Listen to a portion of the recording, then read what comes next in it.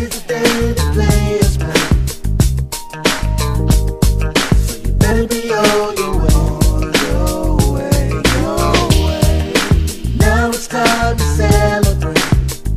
Hurry up and don't be late, 'cause you know. Guys, what is up? Welcome to another episode of Maximilian Must Know.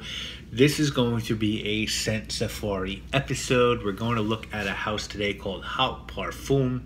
And for those of you who don't know how scent safari works, basically I reach out to a house I have some interest in, or they reach out to me, and I request samples, or they send me samples, and I pick 4 out that I think I'll like, and the day of the video I'll spray them on skin and sort of get a good feel of what I feel about them. And then right before I do the video, I'll spray them back on skin to sort of get another first impression. So I sort of have a good idea of how they perform, but then right before I do the video, I'm sort of reminded of how they come off initially. And the house that we're talking about today is called Haught Parfums. And this is a house that I learned about really just looking through notes I was interested in on Fragrantica. You know, one of the notes I looked at was banana. And this house came up. And I was interested in this house. And I was really intrigued by a theme of sort of fun, fruity, lighter scents. I deal with so much oud and incense and woods and amber. And so many of these had just like fun notes. I was looking through them and there was like a bubblegum fragrance, and there was banana and lime and cucumber and raspberry, and it seemed like very much like a beachy line, almost like a beach line. And then because we're in a hot New York summer, my god, today as of filming this, it was fucking stupidly hot. I thought this would be the perfect time to do a scent safari on this house. So I reached out to the perfumer and owner. I'm sorry if I mispronounce your name. I really am. But Jarhaik Kovarubis, and he was gracious enough to send me all of his fragrances, basically. And he sent all of them pretty much in these 9 ml sprays, which was just like so cool. And then what he did actually is he just released a summer 2016 collection, which I got like a week after getting these, and I'm gonna do a separate video on those because there's 3 fragrances really interesting. Like one's sort of like based on like a lemon soda, one's based on bubblegum, and one's sort of based on like a summertime fair at the beach, almost like a what I did on my holiday by 4,160 Tuesdays. But he sent me so many of these in the 9 ml sprays, like a lot of fragrances. And guys, I picked 4 that I thought we should go through, and we're going to talk about them today. Now, this is a house out of California. I'm going to link to them in the description, of course. And there's 4 tenants, just so you know, to this house. And the first one is to create unique and beautiful fragrance experiences using the finest ingredients available. The second is to offer high quality luxury fragrances that don't cost upwards of $250 per like a 50 ml bottle. The third one is to use as many sustainable recycled materials and packaging and as minimalistic as possible. And then the fourth one is to celebrate the uniqueness of those viewed as weird and awkward by mainstream society. Now, most of these fragrances will come in 3 sizes.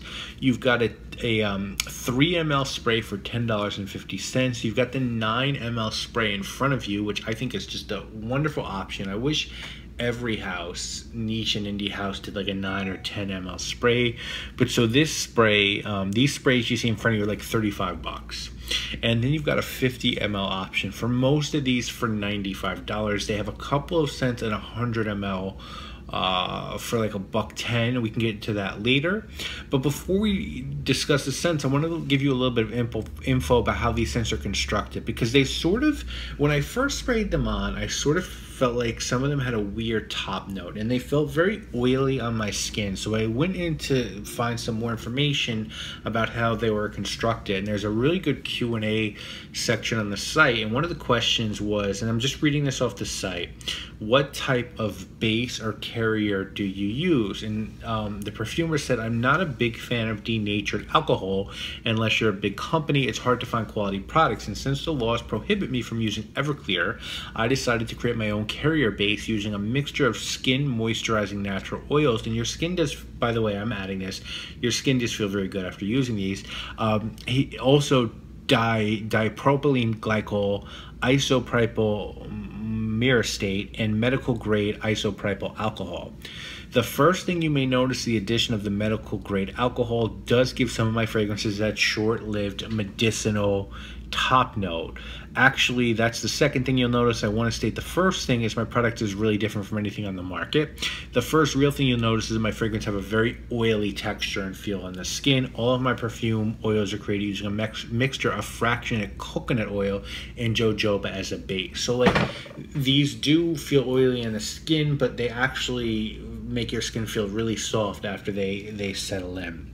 The first one I want to talk to you guys about is called Audacious, and this one follows the price structure I mentioned before, and the notes on this are crisp green cucumbers, fresh cut bright mint, fresh cut grass, and spring flowers. And guys, this is just a gorgeous spring-like green fragrance. I feel like there's two types of green fragrances for me. There's the resinous types, and those sort of have galbanum. Sometimes they can have anise. Like Jade by Hans Henley would be one, Absinthe by Nasamata would be one, and then you have the lighter, fresher ones. And for those, like Moss and Mint by Nest would be one, Mont Fresh by James Healy would be another. This is a snappy, bright green fragrance. Now, green apple isn't listed, but it has that snap. I also get the cucumber and the grass and the florals and the mint. It's watery, it's bright, it performs. It's as good as a fresh green scent as I've smelled. If you like green grass scents, if you're like looking for a green grass fragrance, forget 212 by Herrera. Forget even Grass by Gap, which has long been discontinued and sells for absurd prices on eBay. This is what you want. This is outside in the spring, like mowing the lawn with the herbal garden nearby and flowers near the garden as well. That is what this one is. It's a great performer as well. Excellent job here. Audacious is a great fragrance. The next one I want to talk to you guys about is called Leo Caliente, and this one translates to hot mess. The description on this one is, it was one of those rare days in San Francisco where the freezing cold was replaced by a warm embrace of the sun. I was returning to work from my lunch break, and I walked past a street vendor selling fresh mango spritzed with lime juice and dusted with chili powder. I remember how the pungent, tangy aroma of sun-warmed, sweet, juicy mango and tart, salty lime combined with the fragrant, spicy chili powder filled my nostrils with the most beautiful and alluring scent. Leo Caliente is my homage to this favorite summer treat. And the notes on this one are ripe mango, juicy lime, chili powder, and sun-warmed wood. Guys, Leo Caliente, which is this one, is an absolutely insane fragrance. To me, what this one smells like is like tropical fruit and jalapeno peppers, straight up. That's what this smells like. It's sweet, it's spicy, it's funky, it's completely unique and original. It's refreshing, but it has like a serious bite. It's really authentic. It reminds me in its mission a little bit of Pulp by Byredo, and then it has this very strong and punching fruit fragrance that just is outside of anything else out there. You kind of have to smell this one to understand it, and I want to really recommend people who like fruit fragrances to do so, because it's in its own space. The next one we're going to look at is called Don't Touch Me Tomato. And this one was sort of made to pay homage to the singer Josephine Baker. And the notes on this one are ripe banana, tuberose, coconut, lush green accord, and vintage fresh perfume. Now you can get a 9 ml of this guy for $35. You can also get a 100 ml of this one for $115.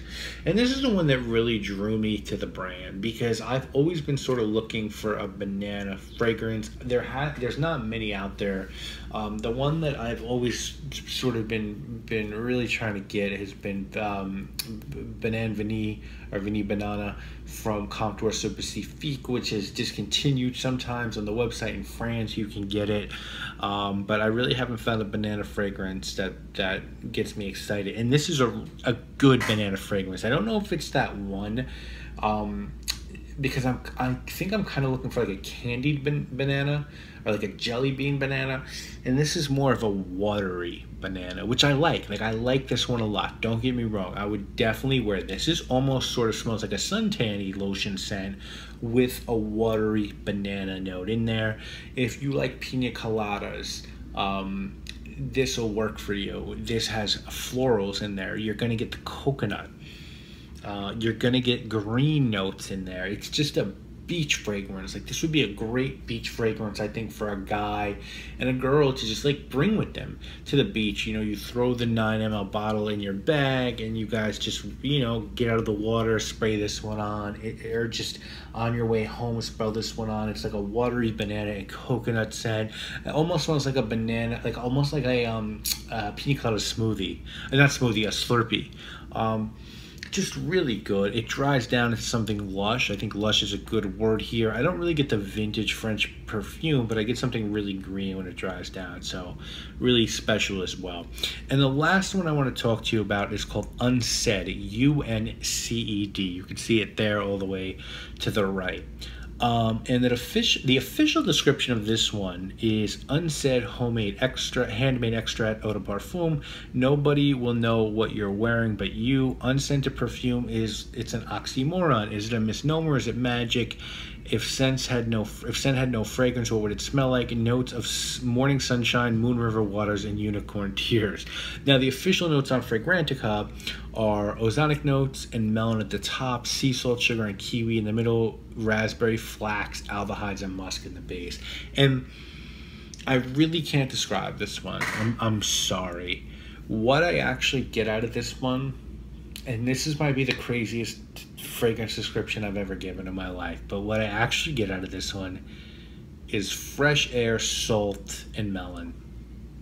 That's it, like literally.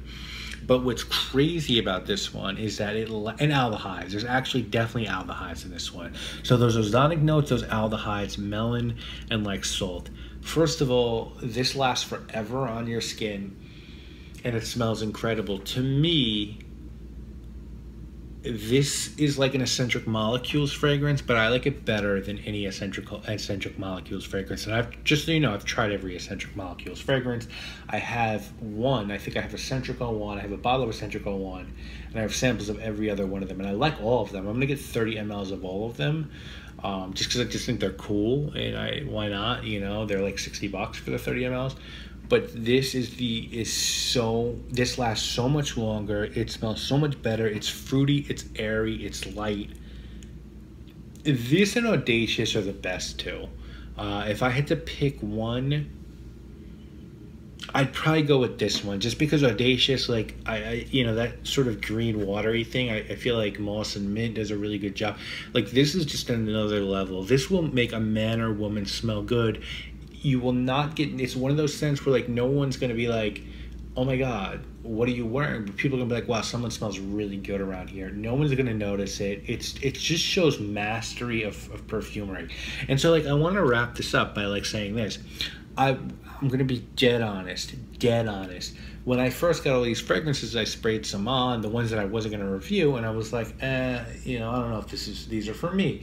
I'm into ouds, I'm into ambers, I'm into resins and incense and like super fruity scents and just daring shit. And I was like, these are all sort of beachy. Like, I wonder if this is going to be like a Demeter sort of thing. And I like Demeter, by the way, a lot. I love smelling Demeter fragrances. But man, the more I explored, the more I was like, wow, no, there's serious perfumery going on here. And then when I sort of read about the way these fragrances are made, and the philosophy and the fact that, you know, this perfumer developed their own base and genuinely cares about these things, I was like, wow, these are stupidly overlooked. And I highly recommend checking these guys out. Guys, the 9 ml for $35 for these is just a great deal. You know, that's a lot of juice for 35 bucks. Whoops. So, check these out. Get some samples if you want. There's just something for everyone. These last a long time. I want you to know, for a couple seconds, you're going to deal maybe with sometimes like a little bit of a funky top note. It's going to go away, and you're going to smell really good for a really long time. And your skin's going to be better for it, even if these will be a little bit oily at the top. But I'm really a fan of this house. I just want that to be known. Really a fan of this house, and I'm going to do the follow-up video on the 3 new summer fragrances they did for this year. I'd be happy to answer any questions you guys may have about this house. Hope you're enjoying these Scent Safari videos. I'm going to link to Haught Parfums in the description, and I'll see you again real soon with another Scent Safari. Obviously, more videos this weekend, guys. You already know what it is. My name is Maximilian, and I'm